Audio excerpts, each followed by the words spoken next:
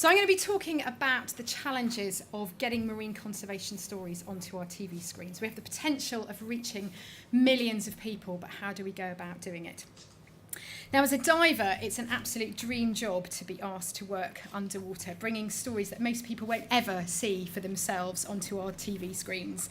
But there is a real challenge in making those stories mean something, making people think and then take action after what they've seen. And that's what I'm going to share with you today, all these challenges about bringing marine conservation onto our screens and how we can call people to action through those stories.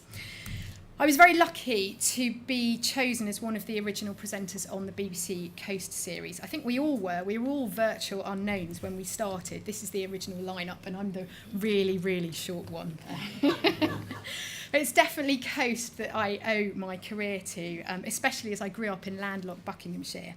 Having dived all the way around the world, I've really enjoyed celebrating actually what we've got here locally in the UK, circumnavigating the coastline above and below the waves and bringing surprising and hidden stories to the public eye. Coast did really great things for getting people out and about. There are some great statistics out there, and I think it was definitely the spark that ignited the now plethora of television series that celebrate the British countryside. There's something for everybody at the coast. We're so lucky that our coast is so accessible. Do you remember we always used to say you're no more than 72 miles away from the coast? It really is that close. I also present on the BBC, on BBC One's The One Show, topical stories from around the UK. You have to remember that TV is really all about entertainment, so it is a real challenge when we're trying to get stories commissioned about subjects that we're passionate about, but that may be a little bit more edgy. The One Show is a real mix of different subjects. Wildlife apparently is one of the most popular. And it's really easy to get stories through when you're talking about seal intelligence. It's even easier if the presenter is happy to make themselves look a little bit stupid. I try to put my foot down. I don't do it very often. I normally refuse to dress up. This was actually in order to entice puffins, which are my favourite bird, to get very close to me in the water. It's very hard if you've ever swum with puffins. They really don't like to get that close to you in the water. But it really worked. They thought I was the new sexy puffin on the block, and they came in and checked me out, and it was really good. So yeah, embarrassment, it did work.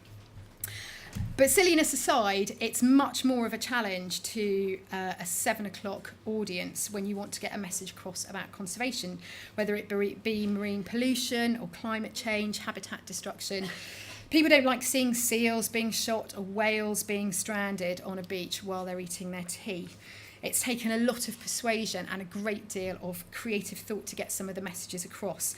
But I believe we have done this successfully time and time again, and it's some of these stories that I want to share with you today. And as scientists, it is a bit frustrating that some of the stories, or maybe the way we portray some of the stories, is slightly along the entertainment route. But TV is all about entertainment. So, I know some people call it dumbing it down. I view it more in terms of accessibility, a way of getting a message across to a wider audience in an accessible way. So an audience that might not tune into Horizon or Springwatch, but who would watch Coast and The One Show, and you've got to keep their attention somehow. And there are lots of challenges when it comes to the marine environment, especially on The One Show. The budgets are really, really small. They really like it when we go out on the street and talk to people. We go walking in the woodland and find something miraculous that we've never seen before. That's really, really cheap. But the moment I mention that we want to do a day out on a boat, or even still, even say if there's a sort of sharp intake of breath, if I mention that I want to go on a dive shoot, it's like, we don't have the budget. So it's actually a challenge to get these stories filmed in the first place. The other really big challenge is something I touched on earlier, is that people actually just don't see it in the water. Not enough people put their heads under the water and see what's going on. If a lot of the problems that were happening underwater were happening on land, I think we all would be up in arms about it.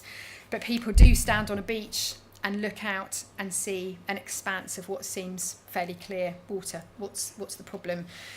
Well, they should have seen the rubbish that they waded through to get to that beach. Or maybe a great deal of that has ended up being washed away, out of sight and out of mind. So much of our marine pollution goes unseen, and it's only when you dive that you see some of the problems. We hear about huge islands of floating plastic, but about 70% of the rubbish that gets into the oceans actually ends up underneath the water. We can see the litter on the beaches, we see the stuff floating on the surface, but we don't actually see what sinks down and where it goes. Now, I filmed with an army of divers who dive solely to remove rubbish from our seas, tirelessly cleaning up our oceans. And they are the ones that look beneath the surface and see the problem that's not visible from the surface. So enter Neptune's army. This is a bunch of volunteers based in Dale in Pembrokeshire. And I've worked with them a couple of times. I did a one-show story with them, but also a piece for Costing the Earth for Radio 4. And the Radio 4 piece was quite unusual because you don't often hear diving on radio. It's quite atmospheric. We had a lot of, Dave, how you doing? Yeah, I came around, I can't see you, the viz isn't very good. Yeah, Dave, I can't see anything actually. Whereabouts are you? It's a really good job that it was radio that day. We had absolutely zero visibility, couldn't even see my hand in front of my face. Would have made rubbish television, but actually really good for radio. Neptune's army was set up in 2005 and set up as a result of the increasing litter problem that they were seeing around the area. They see all sorts underwater. It's not just rubbish like this. They recover laptops and shopping trolleys, even the kitchen sink. I couldn't get a better slide than this, unfortunately, but you know, the fact that they can actually bring up a kitchen sink from the bottom of the ocean. When I was diving them, the thing that alarmed me most actually was around the busy and very well visited coastline of Pembrokeshire. There was a huge problem with monofilament line from fishing, often just recreational anglers. We spent a great deal of time unravelling and cutting this line off the reef. We found it wrapped around spider crabs, dead men's fingers and other marine life. Pink sea fans, pink sea fan takes years to grow, just a few centimetres, and then you see one with a bit of monofilament line wrapped around it and you just think one tug on that and that pink sea fan's gone. And this, of course, takes hundreds of years to biodegrade and gets wrapped around all sorts of other marine life. And that's just what we saw on a short dive. It doesn't really bear thinking about if we'd gone a bit deeper and stayed down a bit longer. The monofilament line and other fishing net also gets used as nest material by seabirds. Now, this is what a gannet colony should look like. This is up in Bass Rock, and all the nests, well, not all of them, but most of the nests there are lovely and natural, made of mud. And this is what a more artificial nest looks like. And this is obviously an increasing problem with nesting seabirds. It might be resourcefulness on part of the gannets. Maybe this is more comfortable than natural nesting material. But when it comes to fledging, the poor young birds are often trying to fledge, being caught up in monofilament around their wings and around their legs, and it's extremely distressing to see many of them die. And we're all familiar, we've touched on it earlier, talking about seals and other marine life with monofilament around their necks leading to strangulation. I don't think we've ever shown this, but we've certainly seen it when we've been diving and filming. It's depressing stuff, but I believe by showing people the results of their actions and its effect on this beautiful wildlife, the wildlife that they love to see swimming around and flying around, I hope that it just makes people think. And if they think, I believe that they'll move forward, take some action to prevent this from reoccurring. Public pressure can bring about great changes as well. We've seen this great success in the plastic bag levy. I think before the levy, businesses in the UK were giving out plastic bags at a rate of 254 a second. And we've seen a dramatic reduction of use of plastic bags, about 85% reduction since the charges have been brought in, which is really great news. And I think Surfers Against Sewage are now proposing, last month they were proposing that we do the same thing with plastic bottles and cans. They seem that we impose some sort of levy, some sort of return that you get or some reward you get if you return the bottle. It would be lovely to see this sort of thing moving forward as well. But it's not just on the beaches or floating on the surface that we see this rubbish. It's not just the shallow waters where we were diving. As part of the Costing the Earth project, I was involved in talking to scientists working on deep ocean projects, talking about places where nobody has actually been before, sending ROVs down and yet finding litter there. One scientist described it like being the first person to land on the moon and finding a crisp packet already there. And we've touched on this, but when these plastics break down, they form microplastics, and of course a range of species will eat these. If shellfish are eating them, then we're going to be eating them as well. I am desperate to get more on television, especially with the one show about microplastics. Apparently it's not visual enough every time I propose a story on this. So if anybody's got an idea of how we can make microplastics, very small beads of plastic, more visual, please let me know, because it's a subject I'm really, really passionate about. So I talked about dumbing it down. Sometimes we just manage not to do that, and we go in quite hard and hit quite hard. And I wanted for a long time to do a story on the huge problem of ghost fishing, lost commercial fishing gear, especially after storms. And these lost lines and nets and lobster pot just keep on fishing. The original catch in the pot or on the line dies and acts as bait, and the fishing continues for many, many years. And the plastics degrade very slowly underwater. There's no sunlight. And it continues for a long time. And fishing accounts for about 13% of marine litter, so it is a big story, but a tricky one to cover. And it was a bit of a challenge until last year, when the One Show got news of an alarmingly large section of net which was caught down on the Manacles, a marine conservation zone on the south coast, an area that I love to dive. It's a real mecca for divers, and it's got stunning marine life. Local divers had gone down to recce and record what was down there, and we quickly got a piece commissioned to highlight the dangers of this sort of pollution. Now, there was a huge piece of fishing net which had become entangled on the reef, and with every wave it was going backwards and forwards and rubbing against the reef and degrading the life on there, and various things were getting entangled in it. Obviously a net like this can entangle fish, but it can also entangle seals, dolphins and porpoises. It was actually quite chilling, the very first dive that we did on it, not quite knowing what would be caught up in it. It was also a real challenge to film. It was a big piece of net. We were blown out for a couple of weeks by easterly winds. The net itself was about 38 metres down, so that's at the lower limit where we can use those underwater comms. So it was a bit of a massive operation to overcome it. But I believe that we produced a really powerful piece about ghost fishing, something even the director hadn't heard of before we went out to film, which I'm quite worrying. This certainly wasn't entertainment. This was hard-hitting material for an early evening show, and I was absolutely delighted with the outcome. I just wish that we could do more pieces like this. So that's just a couple of examples of stories that are featured over the last 10 years of Coast and the One shows. We do lots and lots of other stuff. I've done lots of pieces on marine conservation zones, which is a great positive story. We talk about the creation of these zones and hopefully many, many more to come.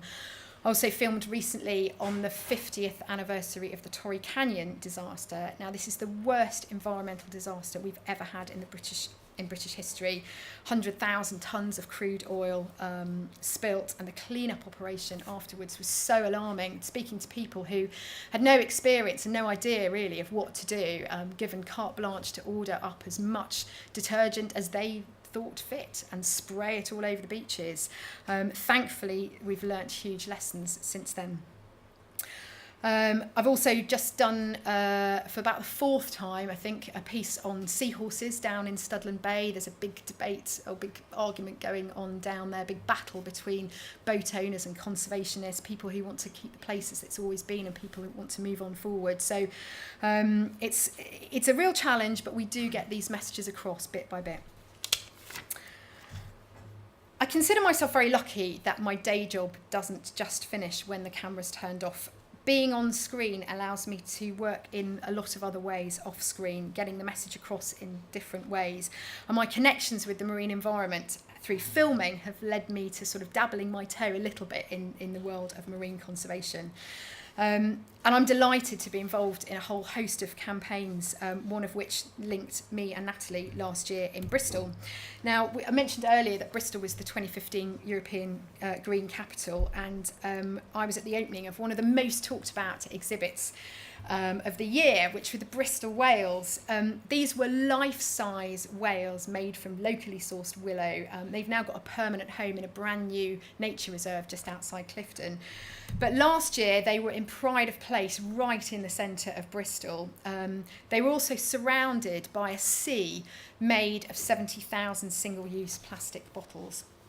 obviously highlighting the problem of single-use plastics and their effect on ocean wildlife. And it was a real eye-opener standing there and watching people approaching this artwork, this sculpture. You'd sort of see there would be this wow moment as they saw it from the distance, and as those people got closer and closer, they'd realise what the sea was made up of, and they'd start talking about the plastics and the bottles and how we throw them all away. And the artwork was speaking, it was sending the message through very, very clearly, and it was very, very powerful. So we're talking about what sort of things we can do today. And a lot of people have talked about beach cleans, and I just need to talk about them as well. I mean, it's a really good start, and it's a really fun way to move forward. It's a good way of getting communities together.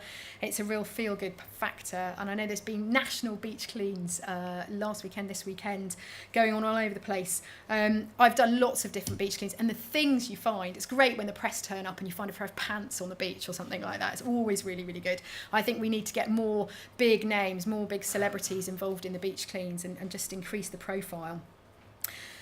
But obviously we need to reduce the amount of waste that we're throwing away. We're probably putting litter into the oceans faster than we can actually take it out. So cleaning up isn't necessarily the answer.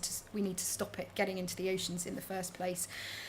So putting pressure on those who can implement change, plastic bag levies, incentives to reuse and not throw away, looking for innovative ways to recycle, and never, never giving up.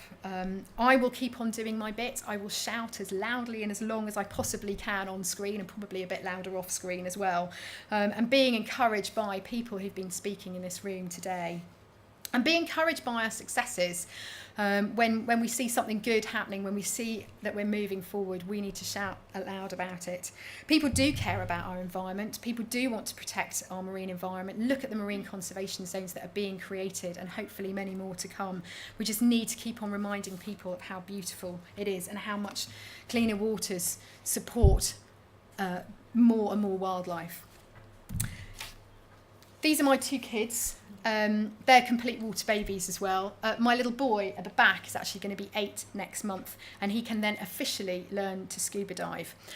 I want there to be some incredible wildlife for him and his already diving sister to discover here in the UK without travelling around the world to find it. I want them both to dive in clean and species-rich waters like I've done here in the UK. And I hope that they have experiences like I have. I hope that they see a lobster for the very first time. I hope that they have a chance to dive with bottlenose dolphins and maybe even tickle their tummies. I hope that they come face to face with something like a blenny, which will hopefully inspire them both to follow a career in conserving the marine world that we all know and love. And I believe all of us in this room can really help to do this. Thank you all very much for listening.